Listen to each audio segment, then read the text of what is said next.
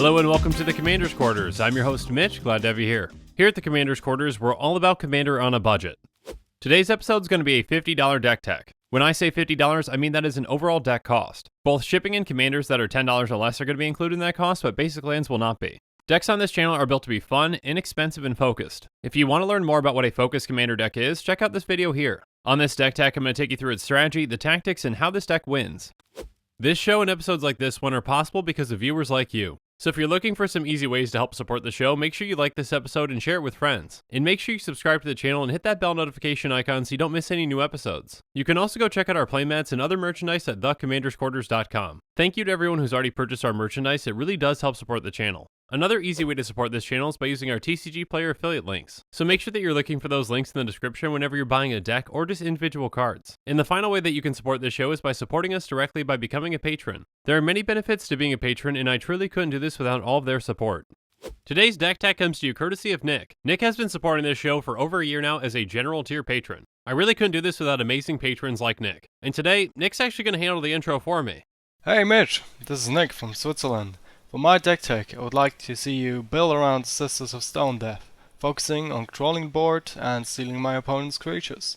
Oh, and if you can slip in some creatures that fit the Sisterhood aesthetic of the commander, like nymphs or dryads, that would make it even better.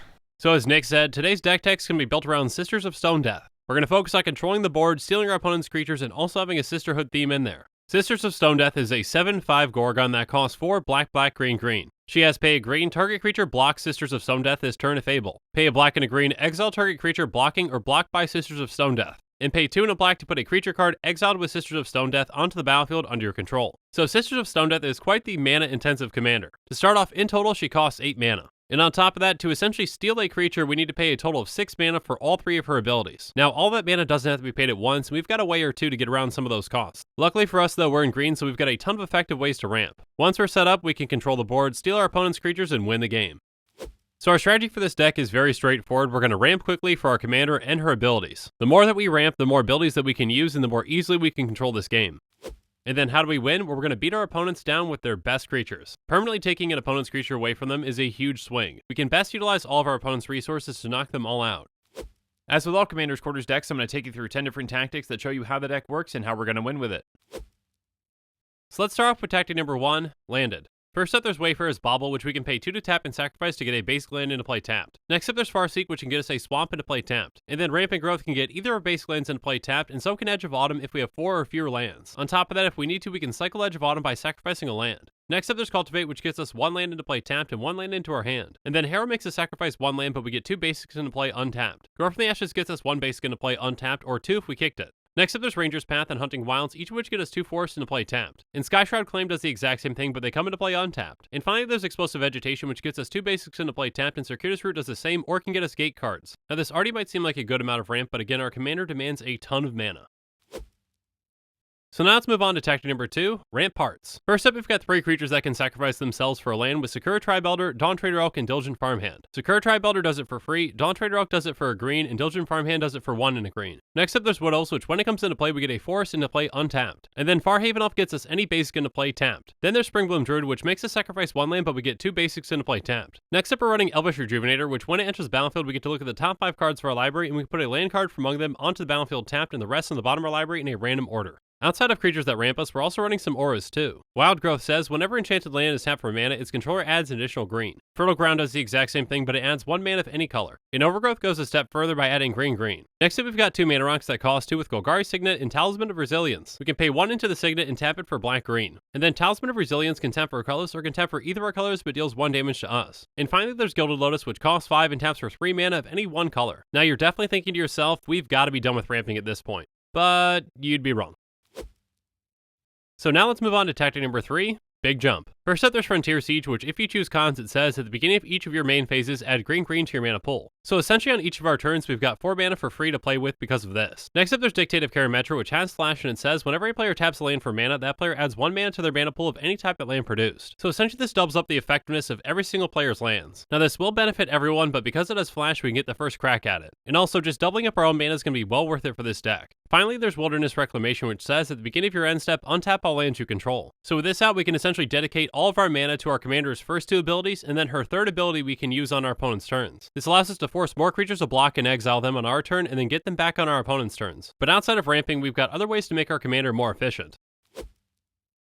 So let's go through those ways in tactic number 4. Follow me. First up, there's Lure, which says, all creatures able to block enchanted creature, do so. And then Gift of the Deity says, as long as enchanted creature is black, it gets +1/+1 and has Death Touch, and as long as enchanted creature is green, it gets +1/+1 and all creatures able to block it, do so. So basically, both of these are great ways at forcing our opponent's creatures to block. Now our commander already has that ability, but we have to pay for each and every single one of those creatures that we want to block. Both of these allow us to use our mana elsewhere. Although we have to pay some mana to get them on the board, they're easily going to make up that cost. Essentially, they're replacing our commander's first ability, which is going to save us a ton of mana throughout the game. Now, as great as these cards are, they're both auras, so they're a bit fragile. An even better version of these comes with our golden pick of the deck. The golden pick is going to be the number 1 card out of our 99. And the golden pick of our deck is Nemesis Mask. It's an equipment for 3 and it costs 3 to equip, and it says, all creatures able to block equip creature, do so. So again, although there's an initial investment, this saves us a ton of mana throughout the game. And unlike the auras, this is a lot more likely to stick around. If our commander dies with an aura attached to it, we lose that aura. But if our commander dies with this attached to it, it's going to stay in place so we can reattach it next time. And another thing that makes this effect really powerful is it helps us swing through with our team at the end of the game. It's an extremely useful card at helping us set ourselves up as well as finishing our opponents off. And that's what makes it the golden pig.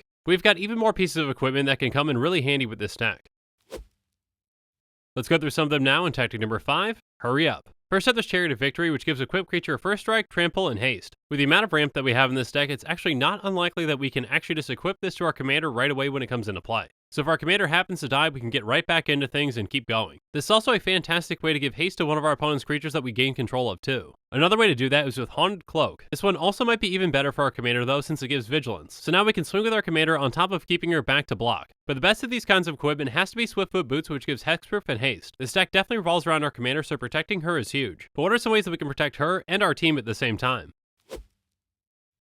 So it's time for us to move on to tactic number 6, squad goals. First up, we're running Glaring Spotlight, which does a lot of things for this deck. First off, it says creatures your opponents control with hexproof can be the targets of spells and abilities you control as though they didn't have hexproof. So this allows us to get around hexproof with our commander's abilities. Then we can pay 3 and sacrifice it to give creatures we control hexproof and unblockable until end of turn. So we can either use this to protect our team or to get our team through. Next up, we've got some board wipe protection with Rapid Vigor and Golgari Charm. Rapid Vigor says, regenerate each creature you control. Golgari Charm can either do the same or can give all creatures -1/-1 until end of turn, or can destroy target enchantment. And finally, we're running Thrilling Encore, which is a fantastic card in Commander. It says, put onto the battlefield under your control all creature cards in all graveyards that were put there from the battlefield this turn. So essentially, if someone tries to wipe the board, not only do we get our creatures back, but we get everyone's creatures back too. In the right situation, this can be an absolute game-ending play. But how are we actually going to get to all these great cards?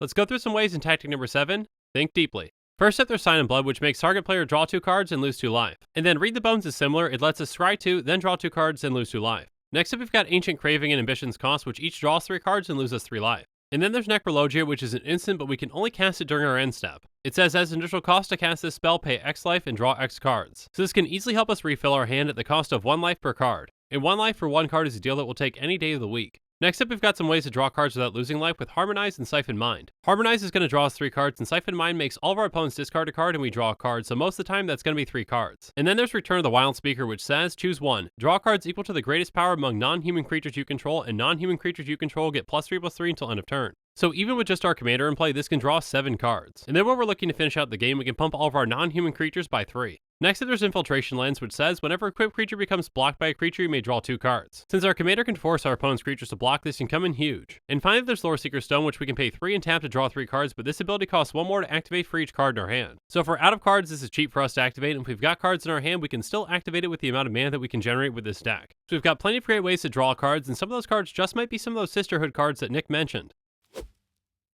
So now let's move on to tactic number 8, Sisterhood. First up, we've got some Dryads with Loam Dryad and Cerulean Caretaker. Both have tap and untap creature you control to add 1 mana of any color. So while these can't ramp us on their own, they can help us ramp once we have other creatures on the board with them. Next, we've got Dryad Greenseeker, which we can tap to look at the top card of our library, and if it's a land card, we can reveal it and put into our hand. So this card can help us get rid of dead draws off the top of our library and actually generate us some card advantage too. And then we've got Yavimaya Dryad, which can ramp us by getting us a forest and putting into play tapped. Next up, we've got Leaf Crown Dryad, which is a Nymph Dryad, and it's a 2/2 with reach. But we can also bestow it for 3 and a green, and the enchanted creature gets +2/+2 and has reach. This can be a great thing to bestow on our commander, or just use as a blocker too. And then we've got another Gorgon like our commander with Hythonia the Cruel. She has Monstrosity 3 for 6 black, and when she becomes monstrous, we destroy all non-Gorgon creatures. So this can be a fantastic one-sided board wipe that really takes out our opponent's boards. And with this Sisterhood theme, it seemed appropriate to include Vraska the Unseen and Phage the Untouchable. Vraska's ultimate can be particularly effective in this stack. It says create 3 1/1 black assassin creature tokens with, whenever this creature deals combat damage to a player, that player loses the game. And Phage is very similar in that she has, whenever she deals combat damage to a player, that player loses the game. Our commander has the ability to force our opponent's creatures to block her. That can allow those assassin tokens or Phage to get through and end the game for that player. So our commander's abilities have a lot of uses outside of stealing creatures. By using them effectively, we can really control the board and win the game. But what are some other ways that we can really control the board and stop our opponents from doing what they want to do?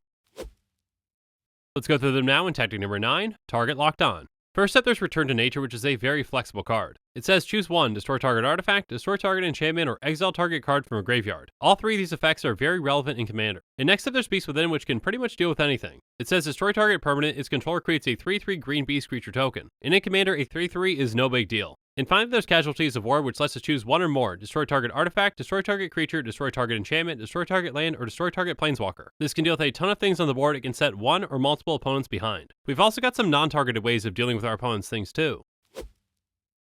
So let's move on to our final tactic, tactic number 10, Massive Losses. First up, there's Vona's Hunger, which says, each opponent sacrifices a creature, and if you have the city's blessing, instead, each opponent sacrifices half the creatures they control, rounded up. With this deck, it's going to be very easy for us to get that city's blessing quickly, so this can come in really handy. And because this deck can ramp so effectively, we also have access to Plague Wind and Ingarrick's Wake. Plague Wind says, destroy all creatures you don't control, they can't be regenerated. And Ingarrick's Wake says, destroy all creatures you don't control and planeswalkers you don't control. Both of these are fantastic one-sided board wipes that can really put us ahead. And finally, there's Gaze of Granite, which says destroy each non-land permanent with converted mana cost of X or less. Most of the time, our commander is going to have the highest converted mana cost of anything out there. So after we use her to exile a few creatures, we can wipe the entire board except for her. Then we can bring those creatures back and wreak havoc on all of our opponents. This commander is a very unique one and a lot of fun to build around. Again, a huge thanks to Nick for supporting this channel for over a year now as a general tier patron. If you also want to support this channel or want your own deck tech dedicated to you, consider becoming a patron. But now that we've gone through the spells in this deck, let's go on to the mana base.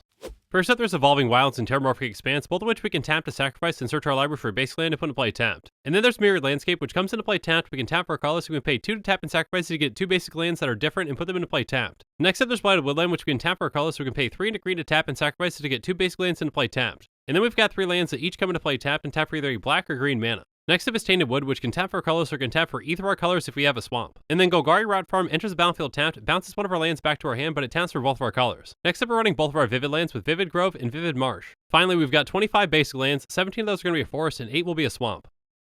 And now that we've gone through every single card in this deck, let's do a quick price check. A quick reminder that our deck costs are calculated using TCGplayer optimization, optimizing with even heavily played and damaged cards because those cards need a home too.